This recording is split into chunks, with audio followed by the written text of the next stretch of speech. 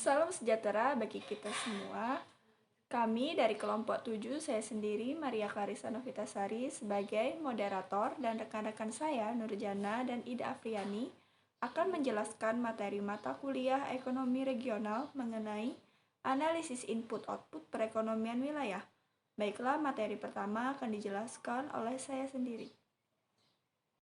Pengertian analisis input-output yaitu merupakan keterkaitan antara suatu sektor dengan sektor yang lain dalam kegiatan perekonomian. Analisis ini menjelaskan tentang kegiatan ekspor di mana terdapat keterkaitan ke belakang yang merupakan produksi suatu komoditas dan terdapat keterkaitan ke depan yang merupakan kegiatan pelayanan. Dari hubungan keterkaitan depan dan belakang, seperti apa yang sudah dijelaskan di atas, kedua hubungan ini bertujuan untuk mengetahui dampak terhadap pertumbuhan ekonomi dalam suatu wilayah. Dengan adanya keterkaitan antar sektor, akan berdampak terhadap pertumbuhan dari outputnya. Misalkan, setiap produk yang diproduksi pasti membutuhkan input agar produk tersebut dapat dihasilkan dan dimaksimalkan produksinya.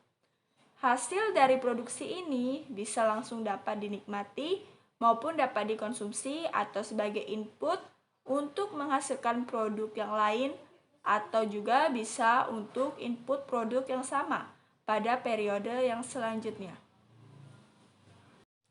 Penyusunan model input-output ini harus memenuhi 3 asumsi, yaitu 1. Asumsi homogenitas. Suatu sektor memproduksi suatu output tunggal dengan struktur input tunggal dan tidak ada substitusi otomatis antara berbagai sektor. Yang kedua, asumsi proporsionalitas. Dalam proses produksi, hubungan antar input dengan output merupakan fungsi linier. Yang ketiga, asumsi aditivitas efek. Total pelaksanaan produksi di berbagai sektor dihasilkan oleh masing-masing sektor secara terpisah. Dengan adanya asumsi-asumsi tersebut, model input bersifat terbuka dan statis. Artinya, rasio input-output tetap konstan sepanjang periode analisis. Produsen tidak dapat menyesuaikan perubahan-perubahan inputnya atau mengubah proses produksi. Asumsi tersebut juga mengisyaratkan penolakan adanya pengaruh perubahan teknologi ataupun produktivitas. Walaupun mengandung keterbatasan, model input-output tetap merupakan alat analisis ekonomi yang lengkap dan komprehensif. Konsep dasar analisis input-output. 1. Struktur perekonomian tersusun dari berbagai sektor atau industri yang satu sama lain berinteraksi melalui transaksi jual-beli. Yang kedua, output suatu sektor akan didistribusikan dengan jalan dijual kepada sektor-sektor lainnya. Dan untuk memenuhi permintaan akhir, baik yang berasal dari rumah tangga, pemerintah, investasi, maupun permintaan ekspor. 3. Input suatu sektor didapatkan dengan cara membeli bahan baku dari sektor-sektor lain. Dari rumah tangga dalam bentuk jasa tenaga kerja, pemerintah misalkan saja dalam bentuk pembayaran pajak tidak langsung, penyusutan, surplus usaha, serta impor. 4. Hubungan antar input dengan output adalah linier. 5.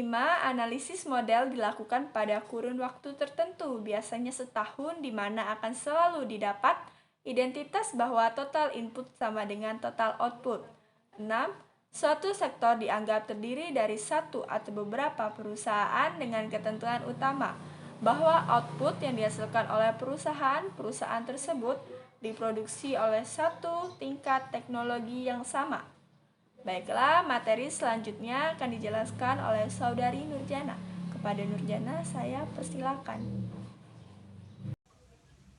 Baiklah, saya Nurjana. Di sini saya akan melanjutkan materi mengenai klasifikasi hubungan input-output. Jadi, klasifikasi hubungan input-output ini terdiri dari yang pertama yaitu hubungan langsung. Hubungan langsung ini adalah pengaruh yang secara langsung dirasakan oleh sektor yang menggunakan input dari output sektor yang bersangkutan. Misalnya itu, kalau industri konveksi menaikkan produksinya menjadi 2 kali lipat, maka permintaan akan benang, tekstil, dan kancing pun juga akan naik lebih kurang 2 kali lipat samanya. Jadi kenaikan industri tekstil pasti akan berpengaruh terhadap industri lainnya, seperti pengangkutan juga. Yang kedua itu yaitu hubungan tidak langsung. Jadi hubungan tidak langsung ini adalah pengaruh terhadap industri yang outputnya tidak digunakan sebagai input bagi keluaran industri yang bersangkutan. Jadi misalnya itu pengaruh industri konveksi terhadap industri jasa pengangkutan. Nah, yang ketiga itu adalah hubungan sampingan. Hubungan sampingan ini adalah pengaruh tidak langsung yang lebih panjang lagi. Jangkauannya daripada pengaruh langsung tersebut yang di atas tadi, yang saya sebutkan tadi.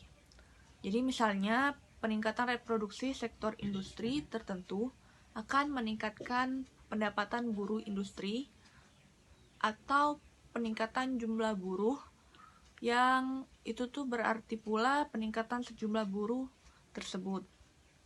Jadi dengan peningkatan pendapatan ini maka permintaan atau kebutuhan beras dapat naik. Selanjutnya mengenai fungsi analisis input-output. Jadi fungsi analisis input-output ini antara lain yang pertama untuk menghasilkan gambaran aliran antar industri untuk menghasilkan produk terhadap suatu sektor tertentu, atau menjelaskan besaran aliran antar industri dalam hubungannya dengan tingkat produksi dalam setiap sektor analisis yang dilakukan dalam suatu periode tertentu. Jadi, biasanya dalam kurun waktu tahunan. Nah, yang kedua yaitu untuk memberikan berbagai analisis ekonomi makro secara deskriptif, seperti analisis kinerja ekonomi atau economic performance suatu negara secara lebih rinci, seperti analisis struktur input, analisis alokasi output, analisis import content, dan sebagainya. Nah, yang ketiga itu analisis dampak atau impact analysis. Misalnya menjelaskan dampak peningkatan investasi terhadap PDB, menjelaskan peran kegiatan-kegiatan ekonomi yang menjadi sektor unggulan dan peranannya dalam perekonomian, menjelaskan peran kegiatan ekonomi atau komoditas-komoditas unggulan dalam menciptakan pendapatan dan penciptaan lapangan kerja. Yang keempat yaitu analisis keterkaitan ke depan dan keterkaitan ke belakang. Yang kelima, analisis dengan menggunakan tabel I/O juga dapat menunjukkan kegiatan-kegiatan ekonomi unggulan atau leading economic activities di suatu negara. Baiklah, untuk materi ilustrasi sederhana tabel input-output akan dijelaskan oleh Saudari Nurjana dan Saudari Ida Afriani. Yang pertama akan dijelaskan oleh Saudari Nurjana. Kepada Saudari Nurjana, saya persilakan. Baiklah, materi selanjutnya itu mengenai ilustrasi sederhana analisis input-output. Jadi ilustrasi sederhana analisis input-output ini dimulai dari yang pertama yaitu permintaan antara. Jadi permintaan antara ini adalah permintaan terhadap barang dan jasa yang digunakan untuk proses lebih lanjut pada sektor produksi. Yang kedua itu ada permintaan akhir. Jadi permintaan ini merupakan permintaan untuk konsumsi akhir yang terdiri dari konsumsi rumah tangga, pemerintah, pembentukan modal dan ekspor. Isian angka menurut garis vertikal atau kolom menunjukkan pemakaian input antara. Nah, yang ketiga itu adalah input primer. Dalam istilah yang lebih populer disebut nilai tambah. Jadi, setiap angka dalam sistem matriks tersebut mempunyai pengertian ganda. Yang keempat itu kuadran 1, berisi transaksi pada input antara, yaitu nilai pengeluaran untuk barang dan jasa yang dibutuhkan untuk menghasilkan output dalam proses produksi. Jadi, nilai ini dapat dipandang sebagai sisi input antara atau juga sebagai permintaan antara. Baiklah, mungkin itu saja penjelasan dari saya. Untuk materi selanjutnya akan dijelaskan oleh rekan saya. Mohon maaf apabila ada kesalahan kata. Saya akhiri. Wassalamualaikum warahmatullahi wabarakatuh. Baiklah, terima kasih atas kesempatannya. Saya Ida Afriani. Saya akan melanjutkan pemaparan mengenai ilustrasi sederhana analisis input-output. Baiklah, yang kelima yaitu ada kuadran 2. Dalam kuadran kedua ini berisi transaksi permintaan akhir, yaitu nilai pengeluaran atas barang dan jasa yang untuk dikonsumsi langsung dan bukan digunakan sebagai input dari proses produksi selanjutnya. Dan yang keenam yaitu ada kuadran ketiga. Kuadran ketiga berisi transaksi input primer yang menunjukkan besarnya balas jasa dari faktor produksi, terdiri dari upah dan gaji, surplus usaha, pajak tidak langsung, depresiasi, dan subsidi. Dan yang ketujuh ada kuadran keempat. Dalam kuadran keempat berisi tentang input primer yang didistribusikan ke dalam permintaan akhir. Dan yang terakhir ada penyediaan atau sumber input. Penyediaan atau sumber input menunjukkan nilai barang atau jasa suatu sektor untuk memenuhi permintaan antara dan permintaan akhir. Nilai total penyediaan sektor 2 dapat berasal dari dua sumber. Baiklah, yang selanjutnya yaitu ada asumsi-asumsi.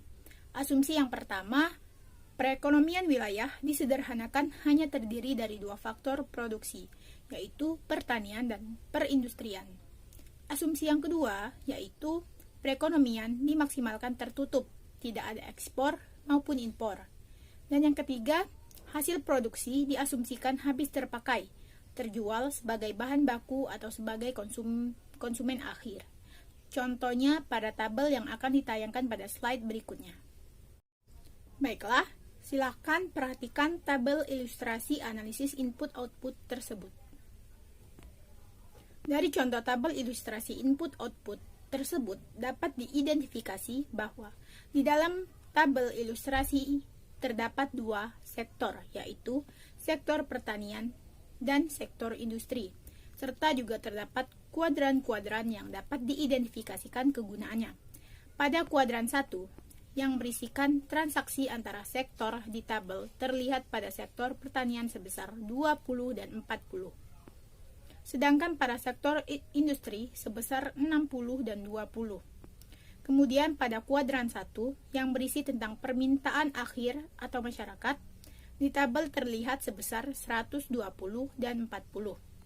Kemudian pada kuadran 3 berisi tentang input primer, yaitu sumber daya dan dana yang diperlukan untuk menghasilkan suatu produk di luar dari input antara pada tabel yang terlihat, yaitu sebesar 140 dan 20. Dan untuk kuadran yang keempat berisi tentang balas jasa yang diterima oleh input primer dan didistribusikan pada permintaan akhir. Pada tabel terdapat angka sebesar 160. Jadi dalam sektor pertanian melakukan output sebanyak 20 untuk pertanian, 60 untuk industri, dan 120 untuk masyarakat atau permintaan akhir. Sehingga total output yang dikeluarkan oleh pertanian sebesar 200, sedangkan dalam sektor industri melakukan output sebanyak 40. Untuk pertanian, 20 untuk industri, dan 40 untuk masyarakat atau permintaan akhir, sehingga menghasilkan total output sebanyak 100. Kemudian, input yang diterima dari pertanian terdapat dari dua input, yaitu input antara maupun input primer.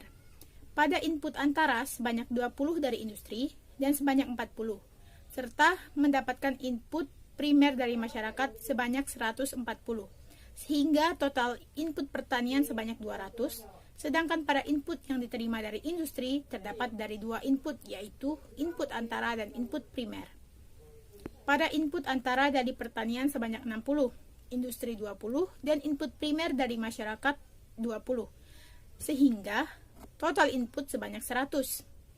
Kemudian, pada permintaan akhir dari masyarakat pada pertanian 120 dan industri sebanyak 40. Kemudian pada kuadran yang kedua yang berisi input primer sebanyak 140 untuk pertanian dan 20 untuk industri. Jadi masyarakat mendayagunakan tenaganya sebanyak 160 sehingga mendapatkan balas jasa sebesar 160. Pada kuadran yang keempat, hasil akhir dari total input dan output ini menghasilkan jumlah yang sama, yaitu sebanyak 460. Baiklah, yang selanjutnya yaitu saya akan memaparkan mengenai manfaat analisis input-output. Manfaat yang pertama yaitu menggambarkan kaitan antara sektor dalam suatu perekonomian. Manfaat yang kedua dapat digunakan untuk mengetahui daya menarik atau backward linkage dan daya mendorong atau forward linkage dari setiap sektor dan akhirnya dapat menentukan sektor yang strategis dalam perencanaan pembangunan. Manfaat yang ketiga yaitu dapat meramalkan tingkat kemakmuran dan pertumbuhan ekonomi apabila permintaan akhir diketahui terjadi peningkatan. Dan manfaat yang keempat yaitu sebagai alat analisis perencanaan pembangunan ekonomi secara komprehensif. Dan manfaat yang selanjutnya yaitu dapat digunakan untuk menghitung kebutuhan tenaga kerja dan modal dalam perencanaan pembangunan ekonomi suatu wilayah. Baiklah, itu saja yang dapat saya sampaikan. Apabila ada salah kata, saya mohon maaf.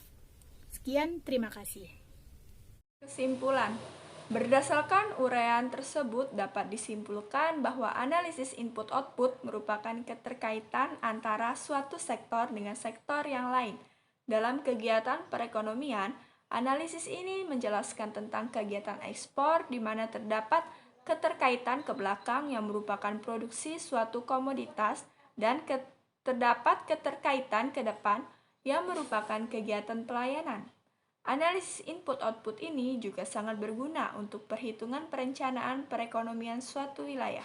Analisis input-output ini juga memiliki manfaat, yaitu dengan adanya analisis input-output ini dapat menggambarkan kaitan antar sektor dalam suatu perekonomian, dapat digunakan untuk mengetahui daya menarik dan daya mendorong dari setiap sektor, dan akhirnya dapat menentukan sektor yang strategis dalam perencanaan pembangunan. Dapat meramalkan tingkat kemakmuran dan pertumbuhan ekonomi apabila permintaan akhir diketahui terjadi peningkatan. Sebagai alat analisis perencanaan pembangunan ekonomi secara komprehensif, dapat digunakan untuk menghitung kebutuhan tenaga kerja dan modal dalam perencanaan pembangunan ekonomi. Baiklah, terima kasih. Sekian presentasi dari kelompok kami. Dan bila ada kata-kata yang kurang berkenan, kami mohon maaf yang sebesar-besarnya.